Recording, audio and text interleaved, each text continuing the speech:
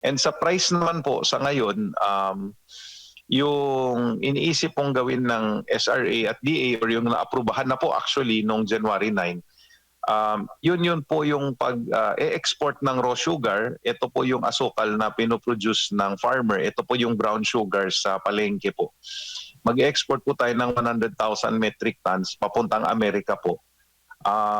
In the hope na mababa po natin yung raw sugar supply kasi po sa ngayon harvest season, and maitaas po natin yung mill gate price. Same sa concern po ni Senator Subiri. Yes po, that is a short-term solution. Marami naman pong nagsasuggest ng long-term solutions, pero sa ngayon po kailangan talaga ng farmer yung short-term solution kasi po hindi pwedeng pabayaan lang po natin na hanggang katapusan po ng harvest ganito lang yung presyo. Pag natalo po yung farmer, hindi na po sila tatanim ulit eh. So magiging mas malaki yung problema next year.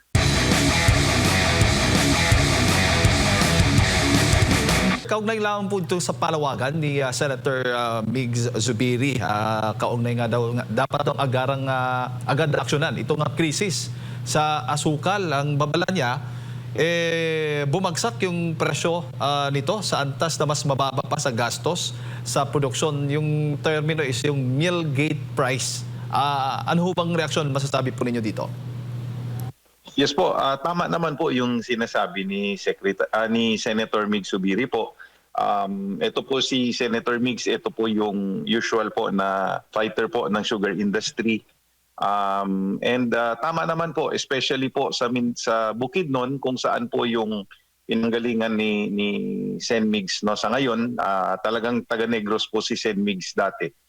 Pero tama naman po yun sir kasi po yung Bukidnon po is yung price po ng asukal doon sa Bukidnon, yun yung pinakamababa po sa buong Pilipinas. Yung may dalawang sugar mill lang po yung Bukidnon and yung sugar mill mismo po yung bumibili ng asukal nila. And yung presyo nila po pinakamababa sa buong Pilipinas po. So tama naman po yung concern ni Senator Migs po. At tama na krisis po ito, problema po ito, Sir Pablo. Yes po, yung krisis po na ito, nakita po ng SRA at DA po, umpisa pa po bago mag-October. So marami na pong mga plano yung ginawa namin. Kaso po, yung mga stakeholders represented po ng Miller po ng Bukidnon, yung nagsabi po sa amin na magdi-declare lang po sana na walang importasyon po hanggang December 2026, tataas na yung price. So hinold po natin yung export program po natin at saka buying program. And yung instruction po ni Secretary Chu Laurel is observe namin yung price hanggang January 8. Dumating na po yung January 8, walang kahit anong increase po sa presyo, especially sa Bukidnon. So inaksyonan po ng DA and ng SRA na tayo po ay e-export papuntang Amerika po. Alin ho ba ang tama, Sir Pablo? Dapat lumampas yung presyo ng mill gate price doon sa production cost o dapat hindi siya lalampas? Dapat po lalampas. Yung pinagbaba po kasi ng presyo compared to last year nasa 2 to 300 pesos or more, no. So ito na po yung kita sana ng farmer natin. So sa ngayon po yung farmers natin yung iba kumikita ng konti, yung iba break even, karamihan po ng maliliit na farmers ay lugi po sa presyo sa ngayon.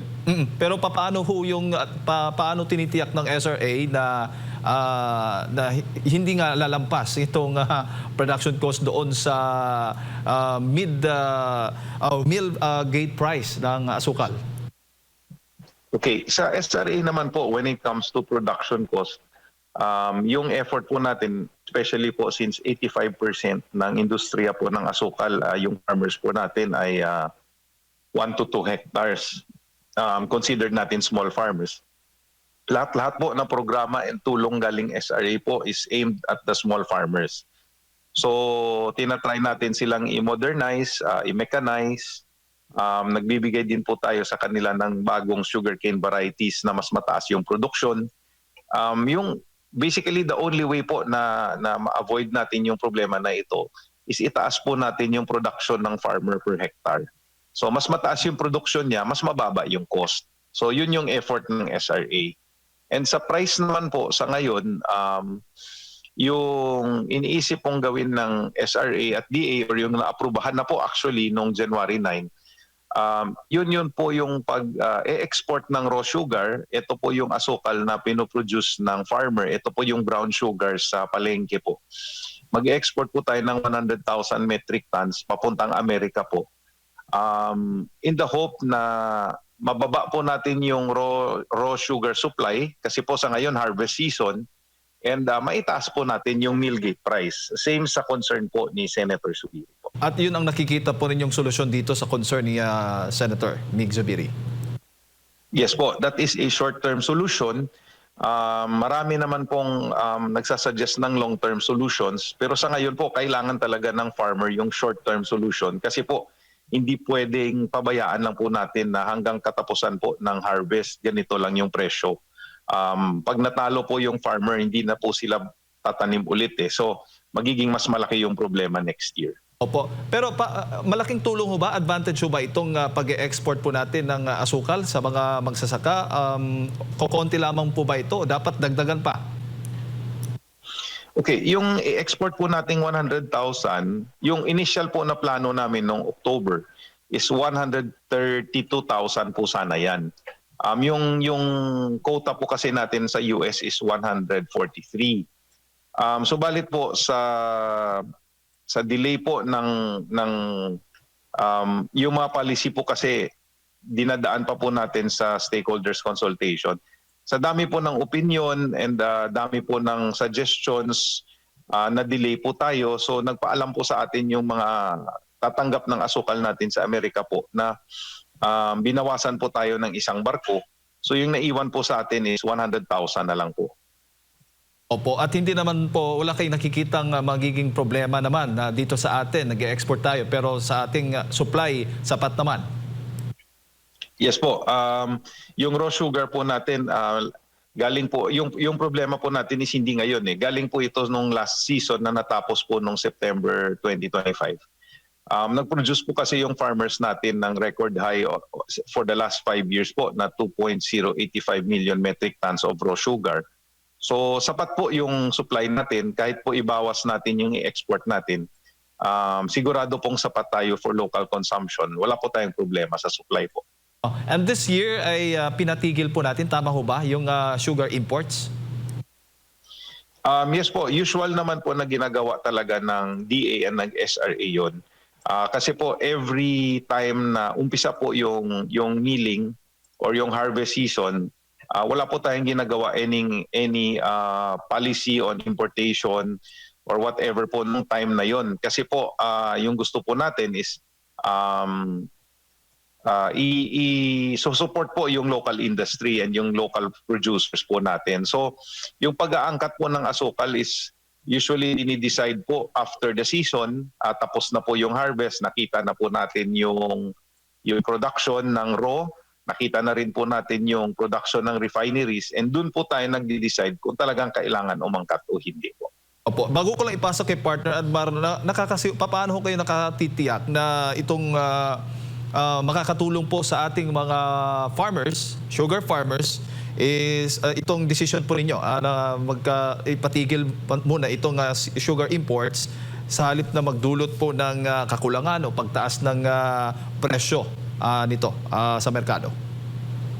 Yes po, kasi po yung pricing po ng asukal, kung isipin natin, yung harvest po ng asukal is 6 to 8 months lang po. Yung supply po na kailangan itago is for 1 year. So yung mga buyers po ng sugar, yung mga traders po natin, very speculative po yung buhay nila, no? So isipin mo, bibilin mo yung supply mo ng buong taon sa 6 or 8 months. So kung may speculation lang po or may haka-haka or may istorya po na magi-import, masisira po yung speculation ng buyers natin. Usually bumabagsak po yung presyo. Kasi po hindi sila magsa-stock ng local kasi alam nila po na baka lang may importation. So sinisigurado po natin yan na sabihin natin wala tayong planong mag-angkat hanggang hindi po matapos yung season. And this year po, sinabi nga ni Secretary Chu Laurel, na based on the current production po which tumataas and the current situation po ng demand natin, kaya po hanggang December 2026. But lahat po ito, rini-review po natin on a weekly basis kasi po hindi talaga pwede po na mauubusan tayo and tataas yung presyo sa retail. Kawawa po yung consumers natin. Opo, Sir Pablo, magandang umaga. Si Admar po ito, may buntag, sir. Sir, linawin ko lang po, Yes. yung crisis po doon sa sinasabing ang presyon sa farm gate ay hindi dahil po sa mataas yung supply po natin sa asukal. Kasi need natin din na mag-export din. Yun nga yung reason, sir, actually. Kasi naku-confuse po yung mga farmers natin. Ang dami po kasing naglalabas na bumaba yung presyo dahil over-importation. Pero kinaklaro po natin, yung inaangkat po natin refined sugar. Yung pinoproduce ng farmer raw sugar po. So, dumami po yung supply ng raw sugar kasi po tumaas talaga yung production ng farmer, no? And that's something that the farmers are also proud of. Kaso lang po sa dami po ng supply, bumaba yung price. So sa ngayon po ilalabas po natin yung 100,000 para mabawasan po natin yung supply. And then hopefully po maitaas natin yung price ng farmer po. Opo. Ito pong farm gate ay bumaba. Kamusta naman po sa retail po, sir? Dapat nagre-reflect din ito kasi mababa yung mababa rin ba yung presyo sa mga palengke dito sa ating asukal po? Okay, yes, based on the latest po na natanggap ko report, yung raw po ngayon nasa 73 pesos. Ito po yung average price between wet market po and supermarket. Yung wash po nasa 76 at saka yung refined po nasa 79. So last year po same time, yung white sugar po refined nasa 82 and yung raw po ganun pa rin, no, 73 pesos. So wala siyang change. So ito po din yung sisigaw po ng farmers na bakit kami lang yung bumababa pero sa retail po wala. So ano issue po yan, sir? Opo, so kumbaga parang kagaya din pala ito dati ng bigas, no? Yung farm gate, mababa, mataas yung presyohan sa palengke po. So ano po yung nakikita nyo pong problema na hindi na nagkakatugma? Sino po kaya ang may dapat managot po dito? Middleman na naman po, Sir Pablo? Well, sir, yung sugar industry po, yung pricing marketing po iniwan po kasi sa private sector. So tama naman po yung sinasabi niyo na merong middlemen involved po. And kaso yung sinasabi nila sa ayon tatang daw bumaba yung farm price. So madami-dami pa daw yung stock nila and kunti daw bababa din po ito. So hanggang hindi po natin nakita ano lang yun, isang istorya lang yun, but wala naman tayong nakikita po. Opo. Siguro, Sir Pablo, huling mensahe po ninyo para sa lahat ng ating mga kababayan, lalo na ng mga sugar farmers na nanonood po sa mga oras na ito. The sugar farmers,